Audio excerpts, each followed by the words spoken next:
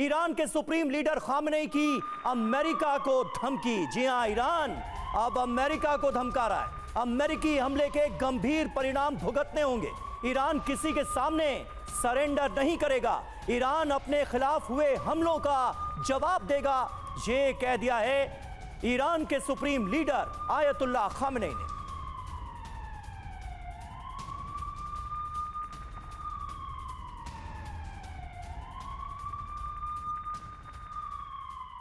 Iran ये साफ कहता हुआ नजर आ रहा है कि ईरान को धमकी देकर कोई सरेंडर करने पर मजबूर नहीं कर सकता, तो ईरान झुकेगा नहीं। अमेरिका से युद्ध ऐसे में तय है।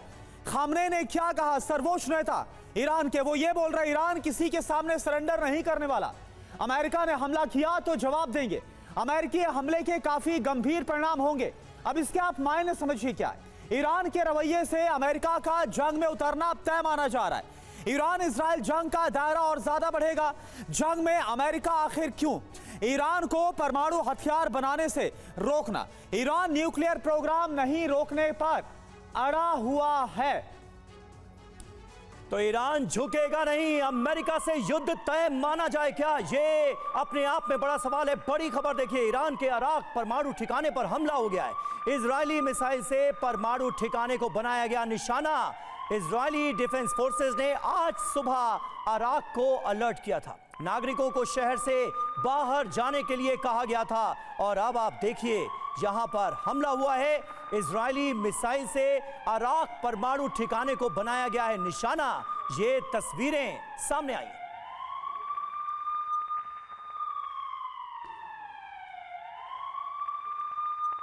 और ये देखिए, हमले के वक्त की ये सैटेलाइट पिक्चर भी हम आपको इस वक्त दिखा रहे हैं। सैटेलाइट वीडियो में साफ आप देख सकते हैं किस तरह से अराक न्यूक्लियर एस्टेब्लिशमेंट को बनाया गया निशाना।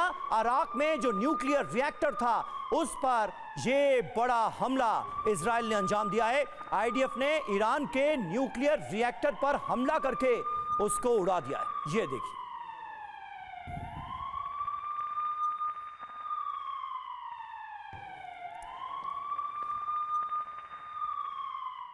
तो देखिए, कल आपको याद होगा हमने दिखाया था कि IAEA लगातार एक्टिव है और ईरान को क्लीन चिट देता हुआ IAEA नजर आ रहा था कि अभी खतरनाक लेवल पर परमाणु कार्यक्रम ईरान का पहुंचा नहीं है। तो ये एक तरह की क्लीन चिट मानी गई। लेकिन आप देखिए, इजराइल ने किस तरह से एक न्यूक्लियर साइट को ईरान के अराक में जो न्यूक्लियर रिएक्टर है उसे निशाना बनाया है। और जब जब न्यूक्लियर रिएक्टर पर हमले होते हैं, न्यूक्लियर एस्टेब्लिशमेंट को टारगेट किया जाता है, तो रेडिएशन का खतरा भी रहता है। ये तस्वीरें आप देखिए, सैटेलाइट वीडियो सामने आया है, सैटेलाइट पिक्चर सामने आई है। सबसे पहले इस सैटेलाइट पिक्चर पर हम गौर कर लें। ये पहले की तस्वीर है। हमले से पहले रिएक्टर सैटेलाइट से कैसा नजर आ रहा था, ये आप देख सकते हैं। और अब हमले के बाद की तस्वीरें आपको दिखाते हैं। ये ईरान का अराक न्यूक्लियर एस्टेब्लिशमेंट है। न्यूक्लियर रिएक्टर को निशाना बनाकर यहां पर इजराइल ने बड़े हमले को अंजाम दिया है। और हमले के दौरान का जो सैटेलाइट वीडियो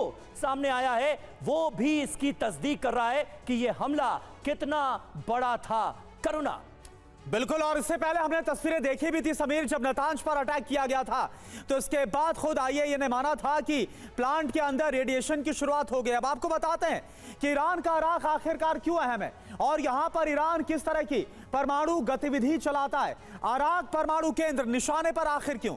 40 मेगावाट का हैवी वाटर रिएक्टर यहां पर है। IR-40 के नाम से भी यह जाना जाता है। हर साल 16 मीट्रिक टन हैवी वाटर उत्पादन यह करता है। पश्चिम का दावा क्या है? अराक में प्लूटोनियम का उत्पादन होता है। प्लूटोनियम से परमाणु हथियार का निर्माण पूरी तरह से ईरानी वैज्ञानिकों ने इसको डिजाइन किया है।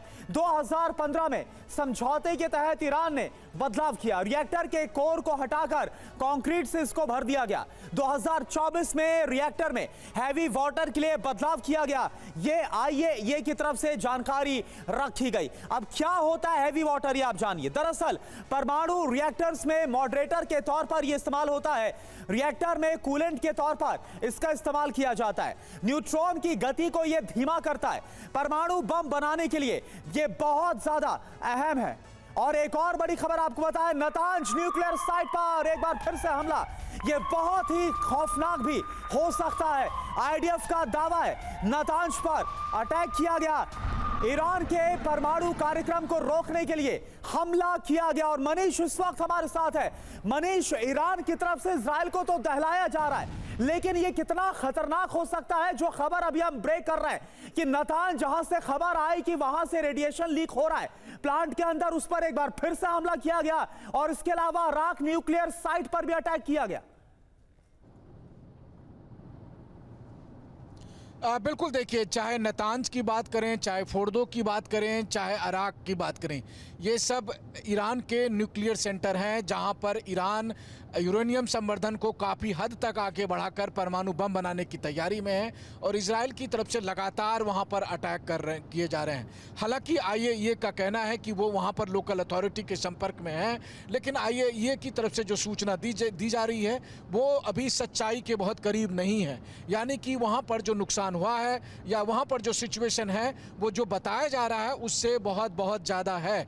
मुझे तो लगता है कि देर रात में जब इजराइल की तरफ से अराक न्यूक्लियर सेंटर पर अटैक किए गए, हालांकि IDF ने अटैक करने से पहले वहां आसपास रहने वाले लोगों को चेतावनी दे दी थी कि आप वो जगह खाली कर दें, और उसके बाद फिर अटैक किया, तो उसी का पलटवार करते हुए ईरान ने आज सुबह में इन मिसाइलों से अटैक किया है, जिसकी वजह से आप देखिए कि तेल अवीव, होलोन या दूसरे जगह पर भारी तबाही हुई है। तो कुल मिलाकर यह है कि इजराइल की तरफ से कहा यह जा रहा है कि हमारा जो प्राइम टारगेट है वो ईरान के न्यूक्लियर सेंटर है, यानी कि जहां पर कि ईरान अलग अलग तरीके से अलग अलग टेक्नोलॉजी के जरिए आगे बढ़ते हुए यूरेनियम संवर्धन को कर रहा है, हम उनको टारगेट कर रहे हैं। दूसरा, इजराइल का कहना है कि हमारा टारगेट मिलिट्री साइट्स है या IRGC के कमांड एंड कंट्रोल सिस्टम है। वहीं दूसरी तरफ इजराइल का यह भी कहना है कि ईरान के टारगेट को अगर आप देखें तो ईरान का टारगेट हॉस्पिटल है, ईरान का टारगेट सिविलियन इलाके हैं। हालांकि अभी अभी जो खबरें आई है उसके मुताबिक ईरान की तरफ से यह दावा किया गया है कि जिस हॉस्पिटल की बात कही जा रही है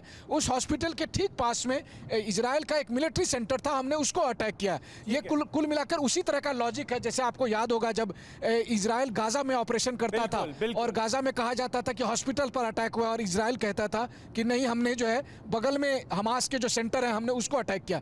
सच्चाई क्या है? अभी क्या हो रहा है कि तेल अवीव से गाजा जैसी तस्वीरें भी सामने आ रही हैं और गाजा जैसी खबरें भी सामने आ रही हैं। ईरान ये कह रहा है कि अस्पताल के ठीक बगल में एक मिलिट्री सेंटर था, उसको हमने टारगेट किया है। मनीष, आप बने रहे हमारे साथ और मुझे पता है आप बहुत तेजी से उसी हॉस्पिटल की ओर बढ़ रहे हैं जिसको ईरान ने ताजा हमले में निशाना बनाया है। वहां की तस्वीरें भी आपके कैमरे के जरिए हम देखना चाहेंगे। फिलहाल आपका बहुत बहुत शुक्रिया, अपना बहुत ख्याल रखिए। बहुत मुश्किल वक्त का सामना करते हुए आप इस वॉर जोन से कैसे हम तक खबरें पहुंचा रहे हैं इसका अंदाजा हम सबको है। बहुत बहुत शुक्रिया आपका। इजरायली डायमंड एक्सचेंज पर भी हमले की नई तस्वीर सामने आ गई है। रमतगन में एक मिसाइल अटैक हुआ है, हमले में पूरी इमारत को बड़ा नुकसान हुआ है, ये जानकारी मिल रही है। तो एक एक करके जो बड़ी इमारतें हैं उन्हें ईरान ने बनाया है निशाना। आज दिन में ही इजराइल धुआं धुआं होता हुआ नजर आ रहा है। ये जो स्टॉक एक्सचेंज की बिल्डिंग है उसकी तस्वीरें भी हम आपको दिखा रहे हैं। ये तेल अवीव का जो स्टॉक एक्सचेंज है उसकी तस्वीरें आपके सामने, जहां पर ये पूरी इमारत देखिए कैसे तबाह हुई है, कैसे बर्बाद हुई है, उसकी तस्वीरें सामने आई। ये तेल अवीव का सबसे पॉश इलाका है जहां पर ईरान ने बड़े हमले अंजाम दिए।